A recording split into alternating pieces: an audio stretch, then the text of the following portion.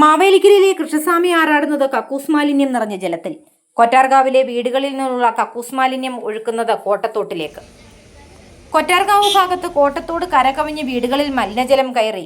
കോട്ടത്തോടിന്റെ മുകളിൽ സ്ലാബ് ഇട്ട് തുടങ്ങുന്ന ഭാഗത്താണ് കോട്ടത്തോടിലേക്കുള്ള നീരൊഴുക്ക് തടസ്സപ്പെട്ട് വെള്ളം കരകവിഞ്ഞൊഴുകിയത്.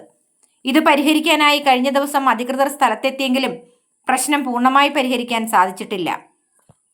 കൊറ്റാർകാവ് ക്ഷേത്രത്തിന് സമീപമുള്ള ഗുരുമന്ദിരത്തിനോട് ചേർന്നുള്ള ഭാഗത്താണ് കോട്ടത്തോടിൽ മാലിന്യം കെട്ടിക്കിടന്ന നീരൊഴുക്ക് തടസ്സപ്പെട്ടത്. ശാസ്ത്രീയമല്ലാത്ത കനാൽ നിർമ്മാണം മൂലമാണ് ഇത് സംഭവിച്ചത്. വെള്ളം ഒഴുകിപ്പോകാത്ത അവസ്ഥയിലാണ് പ്രദേശം. വികസനത്തിന്റെ ഭാഗമായി നടത്തിയ ഈ കനാൽ നവീകരണം ഇപ്പോൾ പ്രദേശവാസികൾക്ക് വലിയ ദുരിതമായി മാറിയിരിക്കുകയാണ്.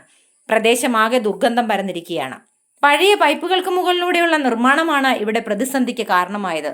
മുൻകാലങ്ങളിൽ കോൺക്രീറ്റ് പൈപ്പുകളിലൂടെയായിരുന്നു ഈ തോട്ടിലെ വെള്ളം സുഗമമായി ഒഴുകിയിരുന്നത്. എന്നാൽ ഈ പൈപ്പുകൾ നീക്കം ചെയ്യാതെ അതിന് മുകളിലൂടെ കനാൽ പുനർനിർമ്മിച്ചതാണ് ഇപ്പോഴത്തെ പ്രതിസന്ധിക്ക് കാരണം. അമിതമായി വെള്ളവും മാലിന്യവും അടിഞ്ഞുകൂടി ഒഴുക്ക് പൂർണ്ണമായും തടസ്സപ്പെട്ട സാഹചര്യത്തിലാണ് അധികാരികൾ പോലും ഇപ്പോൾ ഇടപെടാൻ തയ്യാറായിരിക്കുന്നത്.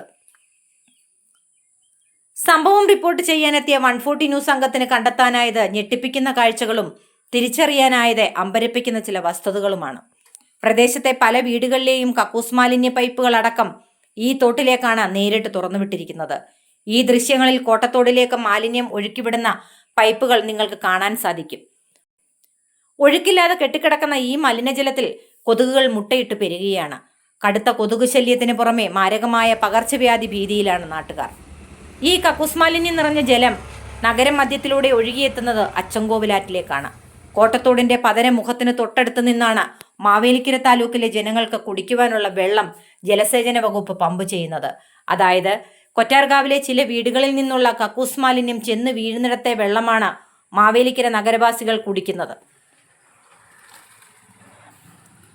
ഇവിടെയും തീരുന്നില്ല കാര്യങ്ങൾ. കോട്ടത്തോടിന്റെ ഈ പതനമുഖത്താണ് മാവേലിക്കര ശ്രീകൃഷ്ണസ്വാമി ക്ഷേത്രത്തിലെ ആറാട്ടുകടവ്. മാവേലിക്കരയിലെ ശ്രീകൃഷ്ണസ്വാമിയെ ആറാടിക്കുന്നത് കൊറ്റാർകാവിലെ കക്കൂസ് മാലിന്യം വന്നു വീഴുന്ന വെള്ളത്തിലാണെന്ന് വേണമെങ്കിൽ പറയാം. കക്കൂസ് ടാങ്കുകളിൽ നിന്ന് നേരിട്ട് തോട്ടിലേക്ക് എത്തുന്ന മാലിന്യം പതനമുഖത്ത് നിന്ന് അച്ചൻകോവിലാറ്റിലേക്ക് ഒഴുക്കിനൊപ്പം പടിഞ്ഞാറേക്ക് ഒഴുകിയെത്തുന്നത് കണ്ടിയൂർ ഭാഗത്തേക്കാണ്. ഇവിടെയാണ് കണ്ടിയൂർ മഹാശിവക്ഷേത്രത്തിലെ വാവുബലി തർപ്പണം പോലുള്ള വിശിഷ്ട ചടങ്ങുകളും നടക്കുന്നത്. കക്കൂസ് മാലിന്യം നിറഞ്ഞ ഈ വെള്ളത്തിലാണ് പുണ്യമായി കരുതി ഭക്തർ കുളിച്ചു കയറുന്നത്.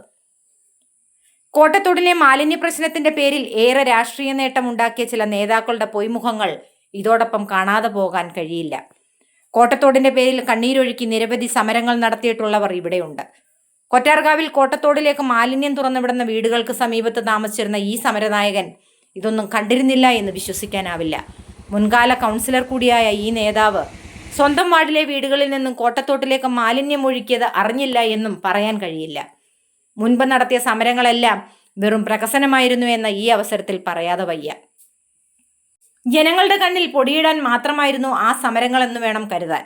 കൃഷ്ണസ്വാമിയെ മാലിന്യത്തിൽ കുളിപ്പിക്കുമ്പോഴും നാട്ടുകാർ മലിനജലം കുടിക്കുമ്പോഴും സമരനാടകം നടത്തി നാട്ടുകാരുടെ കണ്ണിൽ പൊടിയിടുകയായിരുന്നു ഈ നേതാവ്.